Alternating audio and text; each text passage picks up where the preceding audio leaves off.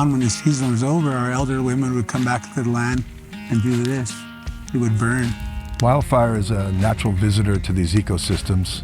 With lightning strikes in the summer, tribal people, indigenous people carefully applied fire and burned across these landscapes for eons for cultural beneficial uses. With the removal of that really important disturbance agent of fire, more low intensity to moderate fire, we've taken that element out of the ecosystem, and we're now seeing the effects on densification, stress-related mortality, insects and disease, heavy-handed industrial forestry. Now we're set up for high-severity, catastrophic fires. So to abate that threat and to restore the ecosystem and create ecological resilience, we need to treat millions of acres across the West. And in order to do that, we really need to scale up a skilled workforce of ecological forestry professionals and ecological stewards on the ground. Fire is not going to go away. We're seeing mega fires that are not only devastating to communities like we saw in the Almeida fire, with 2,500 homes and structures lost. The importance of the funding, the importance of the program is both for human and for ecosystem, people in place. So it's very important that we continue these types of programs and we bolster that workforce and we restore ecosystems and we sustain communities.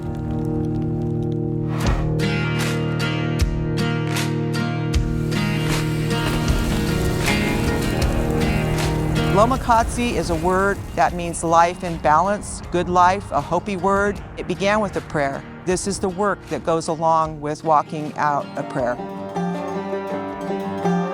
My experience working with Lomakatsi is that they really look out for the land. It's not a go in and clear cut kind of deal.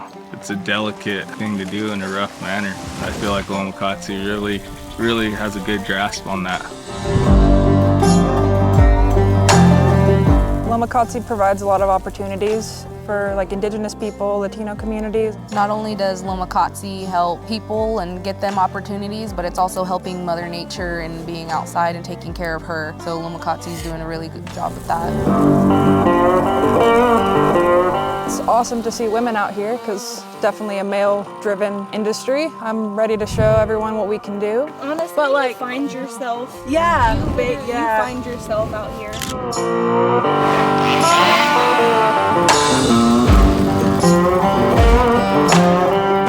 Ecocultural restoration incorporates an ecological restoration focus. So we're trying to restore impacted and degraded ecosystems through an ecocultural lens. Getting fire back on the land and being able to marry our indigenous traditional ecological knowledge and the best practices of land management, of which fire was a tool and continues to be a tool, we're starting to see improvements. We see a patch of ground that didn't burn. So active treatments do work, and prescriptions for our Mother Earth are really important. So it represents integrity and a reference to the past.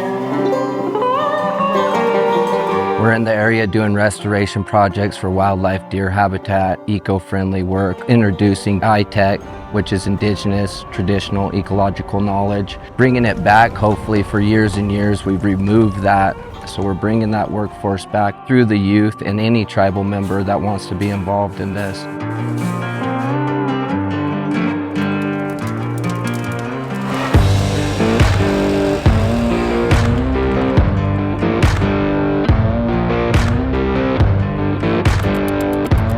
Mission is to restore ecosystems and the sustainability of communities, cultures, and economies. So we really layer in the triple bottom line of economic, ecological, and social. And then in the context of our tribal partnerships program, we're layering in cultural. So Ecocultural is a restoration approach that leans on indigenous, traditional, ecological knowledge, and it marries it with Western science. And bringing those two together gives us a really good restoration outcome. Working with the kids, it's really great. I love being able to pass on the knowledge that I have down to others. It's also great to know that teaching the younger ones that they'll be able to grow up, know this information, and then hopefully they'll be able to pass it on to their younger generation. What we're doing here today that's different is we're layering in first foods. We're planting ecocultural plants. So as we're restoring the creek, as we're restoring habitat for salmon, we're also restoring first foods and cultural plants. It's a very unique, innovative restoration approach that isn't done often. And then through that work, we're also training young adults, ages 18 to 26, and they're mentoring elementary school students, K through 6. So we have this intergenerational model, and we're building a restoration economy. And then we're building an ecocultural revitalization movement through this effort. So as we're protecting communities, we're restoring habitat, we're also creating economic opportunities, the restoration workforce in the future.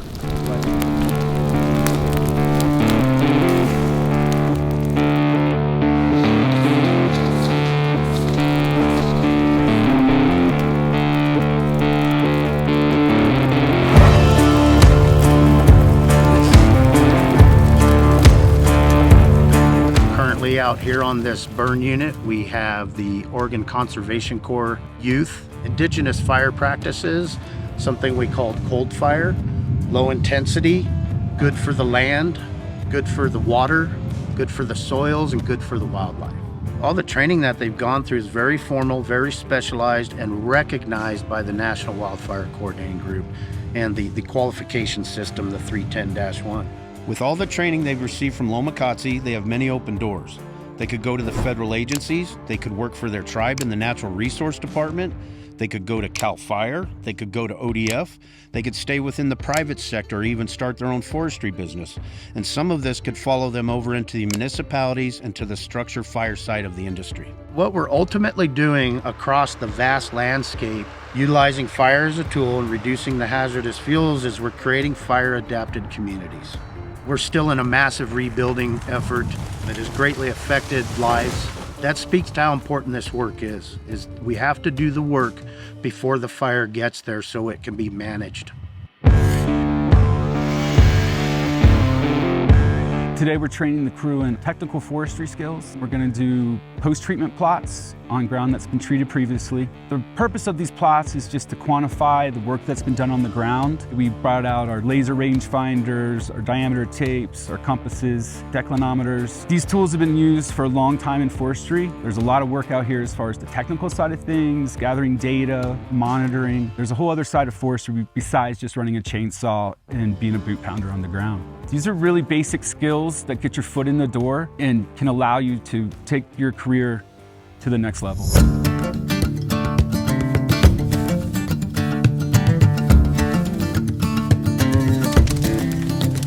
Today we're out here doing a prescribed burn, what Native Americans have been doing for thousands of years. A few people are getting to use drip torches today. Having that drip torch in hand, you feel like a sense of power and that you're doing something meaningful. In my opinion, the best part about Lomakatsi is the diversity and the equity.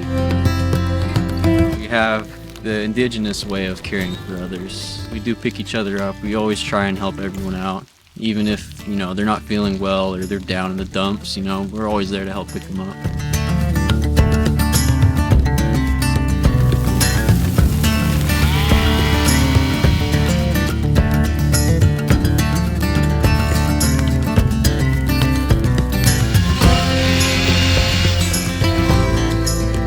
Poppy oak, the big pine, ponderosa pine. They tell a story for each one that's grown here. These pines have been here for hundreds of years and they've seen thousands of fires, thousands of people. These pines are a true testimony to time itself. You want these trees to grow and thrive, and you want to have trees like this to continue to grow. Nature is very important to everything that has to do with life.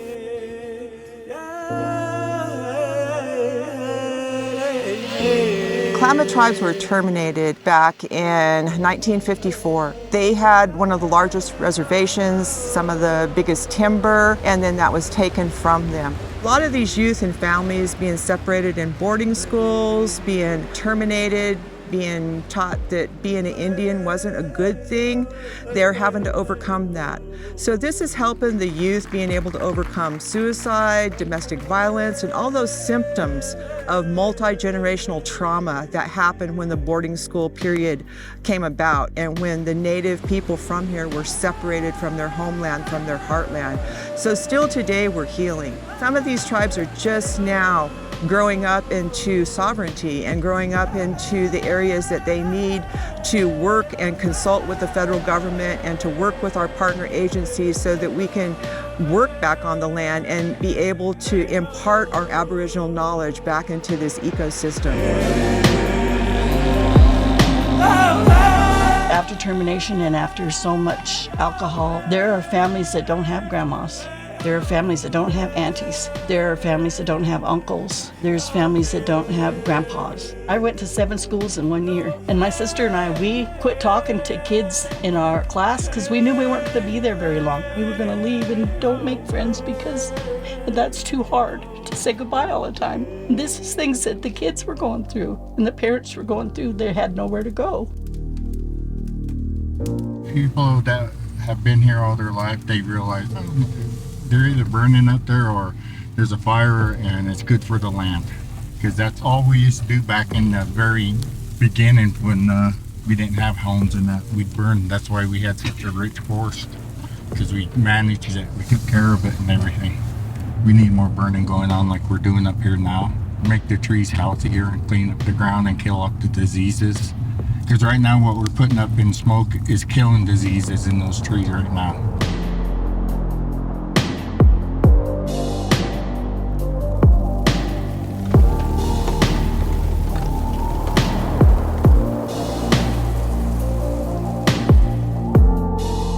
I welcome you to the Peak to Peak Reservation as an elder. I'm honored to have the opportunity to come today and to speak before you. I hope it's to speak to my people also. The land I'm standing on today is really important to me. And to see the young people, giving back something here today, it's good. We had the greatest fire in West Coast history, and it was because of poor management. This is a conservation approach, and I understand this.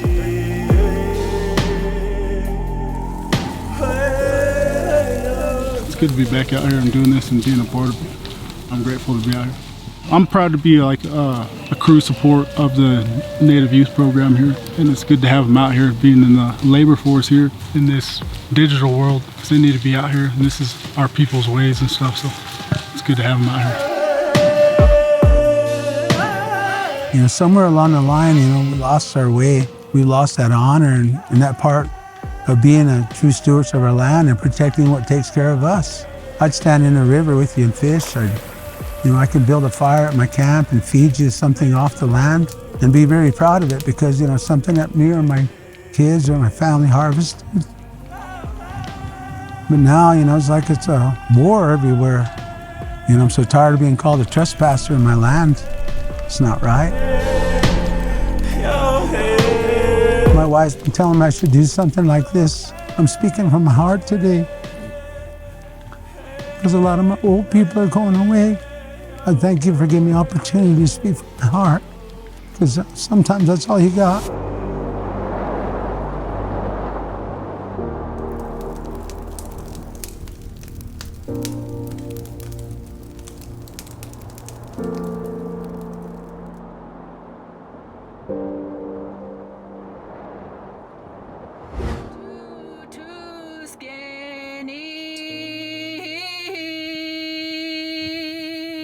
The people not only have this generational historical trauma, we also have this generational historical power and resilience and stubbornness to say no.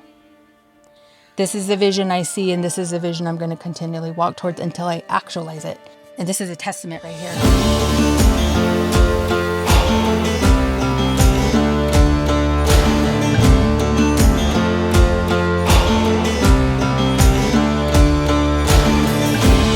It's really important that the youth are connected again to their land base, to their ancestral land base, as the first best stewards of the land, as Aboriginal people are, and continue to be the first best stewards of the land.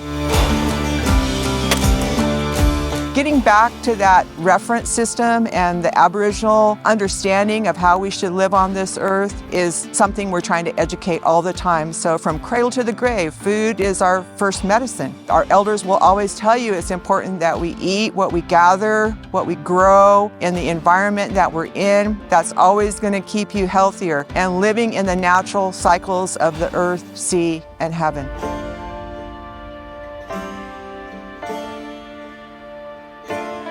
There's all types of vegetation that comes back up that feeds the animals, which are a food substance to our tribe. I've hunted this area for as long as I can remember, probably as far back as when I was 8 years old. Walked these mountains with my dad, my brother, hunted the whole area. Seeing the changes after the forest harvest, it made a big change here, and some new vegetation has come back in. In particular, one of the things that really came back strong after the harvest was elderberries, which brought in some black bears. So we now have black bears in the area, and it's because of the forest getting back to its natural state and the vegetation coming back in that were drowned out by the tight crowns canopy of the forest. And now it's open and everything's coming back to life.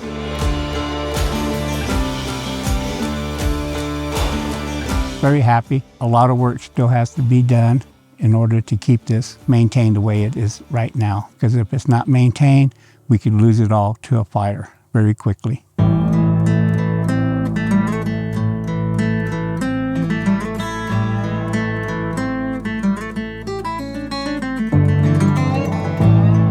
You know, we all have responsibility to be a good citizen in the world, which is a given. Your personal life, your family life, your tribe, your people, the future generations, the land, the air, everything that basically is around you, you have a responsibility to take care of it. Everybody's included, everybody's treated fairly and equally, and that's within every tribe. That's probably one of the most important things.